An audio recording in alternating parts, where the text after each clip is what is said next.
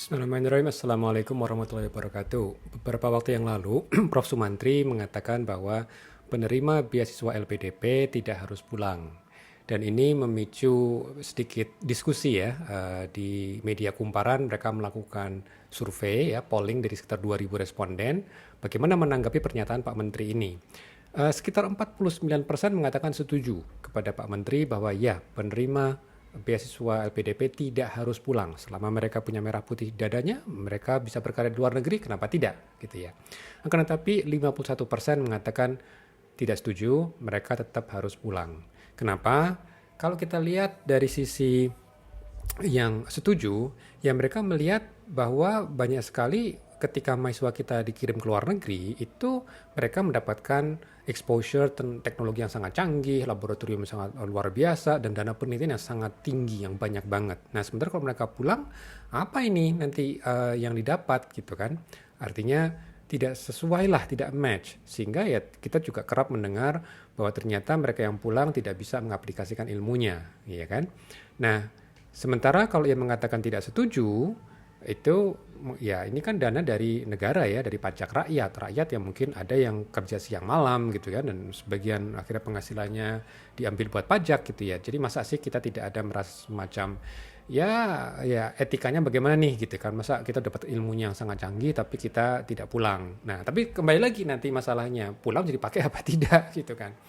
Oke, tapi kalau misalnya kita lihat belajar dari pengalaman negara-negara lain ya, seperti Cina atau Taiwan misalnya gitu ya, di mana banyak sekali mahasiswa-mahasiswa pasca sarjana ya, level S3, level doktoral, di mana saya juga pernah berteman dengan mereka, itu mayoritas mereka tidak didanai oleh negara. Ya, jadi mereka itu setelah lulus S1, mereka berkompetisi untuk mendapatkan posisi S3 di Amerika atau di Eropa. Nah, karena di Cina dan di Taiwan di sana itu level S1-nya itu sangat kompetitif gitu ya. Mereka juga dibekali dengan ya bekal lah gitu. Jadi kemampuan laboratorium mereka juga bagus gitu ya. Dan mereka juga punya bekal ilmu yang sudah mumpuni, sehingga ketika mereka memilih masuk ke S3 itu akhirnya bisa diserap dengan lebih baik gitu. Apalagi kemampuan bahasa Inggris mereka juga makin canggih gitu ya. Oke.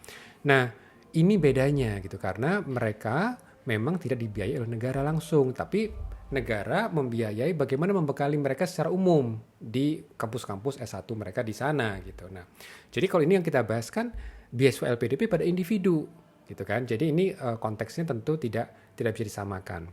Nah, sekarang bagaimana dengan mereka yang dikirim oleh instansi, tidak hanya LPDP sih, tapi juga instansi, oleh kampus, karena saya juga bagian dari administrasi kampus, itu kita juga tahu dosen-dosen yang dikirim ke luar negeri untuk mendapatkan level S3 misalnya gitu. Nah, tentu jadi masalah kalau mereka tidak balik kan. Kalau tidak balik gimana nih? Padahal kita sudah menunggu cukup lama gitu ya. Nah, jadi kuncinya di sini adalah perencanaan. Saya mau cerita dulu nih, karena saya dulu juga pernah di industri ya. Kalau di industri, di korporasi itu kan ada yang namanya jenjang karir. Nah, salah satu faktor penentu jenjang karir adalah tentu strata pendidikannya. Banyak sekali mereka yang bekerja di perusahaan itu mungkin mereka mulai dengan strata pendidikan yang cukup ya minimal gitu ya. Misalnya lulusan SMA atau misalnya lulusan D3 gitu. Wajar dong kalau mereka mau belajar lagi supaya nanti ketika mendapatkan ijazah S1 penghasilan mereka juga bertambah, karir mereka juga menanjak. Nah, hanya saja kerap atau mungkin nggak sering, tapi ada beberapa kasus di mana ketika mereka sekolah lagi itu tidak ngomong dengan atasan gitu. Jadi mereka ya sekolah ya mereka mengejar passion mereka, keinginan mereka, keminatan mereka gitu. Tapi tidak berpikir apakah nanti S1 yang mereka pelajari itu akan berguna juga buat perusahaan. Dan kadang-kala mereka juga belajar itu di luar jam kerja ya, misalnya satu minggu, waktu malam gitu ya. Jadi mereka juga banyak melakukan pengorbanan. Tapi masalahnya tidak direncanakan dengan atasannya. Sehingga ketika mereka lulus S1, atasannya jadi bingung sendiri. Loh, kamu belajar mengenai teknologi pangan misalnya. Tapi perusahaan kami bekerja di bidang marketing, di bidang logistik misalnya, akhirnya nggak nyambung kan gitu. Jadi sayang banget gitu. Jadi artinya apa? Artinya kuncinya adalah perencanaan. Jadi kalau misalnya nih negara juga mengirim beasiswa LPDP kan kepada individu mahasiswanya nih, seharusnya itu memang ada perencanaan. Jadi negara yang biayai itu maunya kemana? Apa yang negara ini butuhkan? Dan negara harus bisa menunjuk kira-kira instansi mana yang ketika nanti mereka itu lulus itu betul-betul bisa dipakai gitu. Artinya bisa langsung berkontribusi gitu. Jangan lagi ada cerita, wah saya sudah lulus, saya nggak bisa ngapa-ngapain, hanya administrasi aja. Ya jangan. Kalau misalnya negara ingin misalnya membangun energi terbarukan menggunakan tenaga nuklir misalnya gitu, ya pasti sudah mulai direncanakan. Oke, untuk tenaga S3 kita perlu nggak S3 atau doktor di bidang nuklir gitu. Lalu apakah cukup S3 atau bahkan sampai postdoc misalnya, saya postdoktoral. Nah itu harus pikirkan juga, sampai level apa yang dibutuhkan.